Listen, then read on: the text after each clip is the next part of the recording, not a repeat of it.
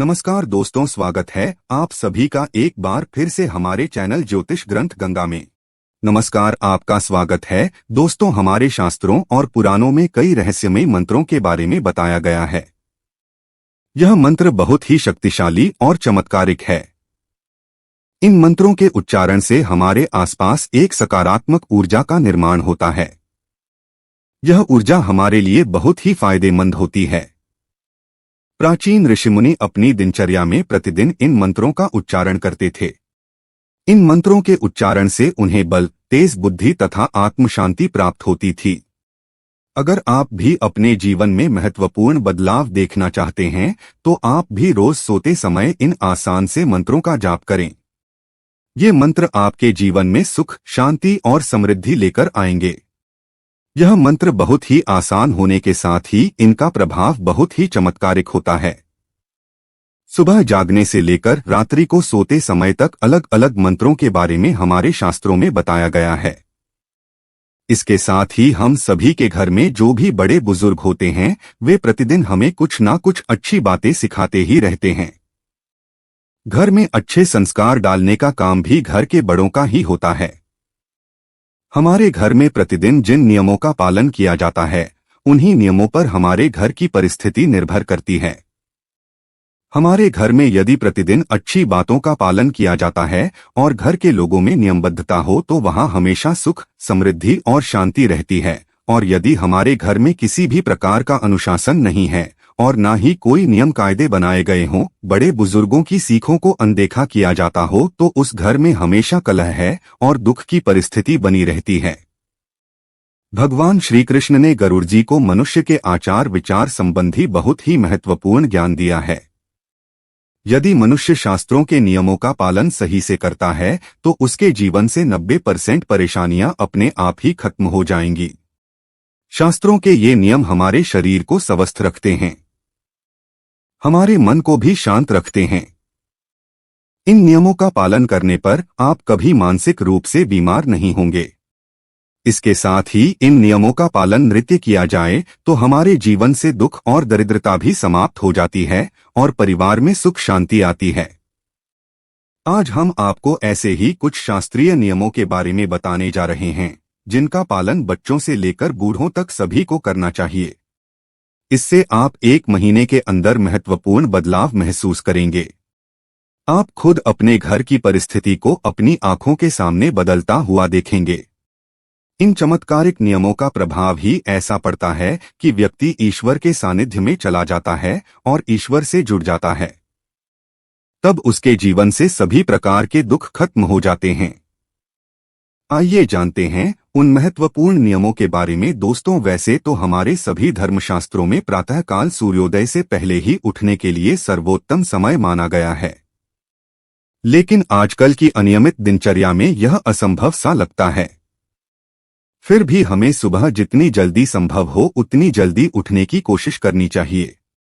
आंख खुलते ही सर्वप्रथम ईश्वर का नाम लेना चाहिए और नित्य कर्म से निवृत्त होकर ईश्वर की पूजा आराधना से अपने दिन की शुरुआत करनी चाहिए। ऐसा करने से आपके तन और मन में नई चेतना और सकारात्मक ऊर्जा व्याप्त होती है जो दिन भर आपको अच्छी बातों की ओर प्रवृत्त करती है। यदि संभव हो तो सूर्योदय के समय सूर्य देवता को अर्घ्य जरूर दें। सूर्य देवता को अर्घ्य देने के साथ ही सूर्य नमस्कार करने की भी आदत डालें। सूर्य नमस्कार एक सर्वांगीण व्यायाम होने के साथ ही सूर्य देवता के प्रति अपनी कृतज्ञता व्यक्त करने का माध्यम भी है। सूर्य मंत्रों के साथ सूर्य नमस्कार करने से मानसिक प्रसन्नता और शांति मिलती है और साथ ही निरोगी काया और जीवन के प्रति उत्साह भी जागृत होता है। इसलिए प्रतिदिन सूर्योदय के समय सूर्य देवता को नमस्कार करने की आदत डालें। दोस्तों, कुछ पेड़ पौधों को ईश्वर का विशेष आशीर्वाद प्राप्त रहता है। ऐसे पेड़ पौधों की हमारी हिंदू संस्कृति में भगवान की तरह ही पूजा की जाती है। ऐसा ही एक अत्यंत पवित्र पौधा है तुलसी का पौधा। यह पवित्र पौधा हर हिंदू घर में होना ही चाहिए। शास्त्रों में कहा जाता है कि जिस घर में तुलसी वृंदावन नहीं है वहां श्री हरि का वास भी नहीं है, और जहां श्री हरि का वास नहीं है वहां लक्ष्मी जी का वास कैसे हो सकता है। तुलसी श्री कृष्ण की अत्यंत प्रिय सखी होती है। सुबह तुलसी को जल अर्पण करने से और कुछ समय तुलसी के पौधे के पास बैठने से अत्यंत शुद्ध और पवित्र हवा हर श्वास के साथ हमारे शरीर में प्रवेश करती है, जो हमें दिन भर सकारात्मक रहने में सहायता करती है। इसलिए देव पूजा और सूर्य उपासना के पश्चात तुलसी की भी पूजा करें। तुलसी की माला को भी गले में धारण करने से मन की शुद्धता और सात्विकता बढ़ती है, मनोबल बढ़ता है और आरोग्य प्राप्ति होती है। दोस्तों, हम अक्सर किसी पूजा पाठ के बाद या तीज त्योहार पर ही अपने माथे पर तिलक लगाते हैं, लेकिन हमारे शास्त्रों में प्रतिदिन माथे पर तिलक, कुमकुम, चंदन, केसर, हल्दी और भस्म लगाने का शास्त्रीय, तांत्रिक और वैज्ञानिक आधार पर महत्व बताया गया है। माथे के बीचों बीच इन सभी में से कोई एक भी चीज लगा लेने से व्यक्ति के मन की एकाग्रता बढ़ती है, मानसिक तनाव कम होता है, आध्यात्मिक शक्ति बढ़ती है, जिससे तन और मन में शुद्धता का अनुभव होता है और बुरी शक्तियां चाहकर भी हमारे आसपास नहीं आती हैं। इसलिए प्रतिदिन पूजा के बाद अपने माथे पर तिलक लगाना चाहिए। दोस्तों, घर में रोज शुद्ध और सात्विक भोजन बनाना चाहिए और सबसे पहले भगवान को भोग लगाकर फिर सबने खाना चाहिए। हमेशा पहली रोटी गौ माता की और आखिरी रोटी कुत्ते की निकालनी चाहिए और उन्हें खिलाना भी चाहिए। संध्या काल में भी नियमित रूप से अपने पूजा स्थान पर दीपक अवश्य जलाएं। साथ ही संभव हो तो घर के सभी सदस्य मिलकर ईश्वर की उपासना करें और श्लोक, भजन या मंत्रोच्चार करें। भगवत गीता या रामायण जैसे पवित्र ग्रंथों का पठन करना भी श्रेष्ठ होता है। इससे घर का वातावरण सुखद और शुद्ध होता है और साथ ही घर के लोगों में सुसंस्कार भी जागृत होते हैं। शाम को तुलसी के पास भी दिया जलाए।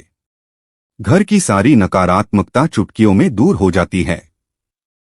घर में नियमित रूप से छोटे ही सही लेकिन धार्मिक अनुष्ठान आयोजित करते रहे। इससे आपका पुण्य द्विगुणित हो जाता है। दोस्तों, जिस प्रकार हमें सुबह उठकर सबसे पहले ईश्वर का स्मरण करना चाहिए, उसी तरह रात्रि में सोने के पहले भी ईश्वर को स्मरण करके ही सोना चाहिए। हर अच्छी बात के लिए आभार प्रकट करना चाहिए और हर गलती की क्षमा मांगनी चाहिए। घर में रोज अपने बड़े बुजुर्गों को प्रणाम करने की आदत डालें और उनका बहुमूल्य आशीर्वाद की सौगात प्राप्त करें। हर हर मुकुंद ए मान्यता है कि यह मंत्र दिमाग को शांत करके अच्छी नींद लाने में सहायक है। कहते हैं कि इस मंत्र के उच्चारण से सारे अंदर के डर हट जाते हैं और दिमाग को मानसिक बाधाओं से बाहर निकालने में मदद करता है। इसके अलावा आप इस मंत्र का उच्चारण भी कर सकते हैं। या देवी सर्वभूतेषु निद्रारूपेण संस्थिता नमस्तस्यै नमस्तस्यै नमस्तस्यै नमो नमः। तो दोस्तों, इस प्रकार से अगर आप नित्य इन नियमों का पालन करते हैं तो मां लक्ष्मी और भगवान श्री कृष्ण की कृपा आप पर सदैव ही बनी रहेगी। उम्मीद है आपको यह जानकारी अच्छी लगी होगी। वीडियो को लाइक जरूर करें। कमेंट में जय श्री कृष्ण और जय मां लक्ष्मी अवश्य लिखें। साथ ही चैनल को सब्सक्राइब करना ना भूलें। आप सभी का धन्यवाद।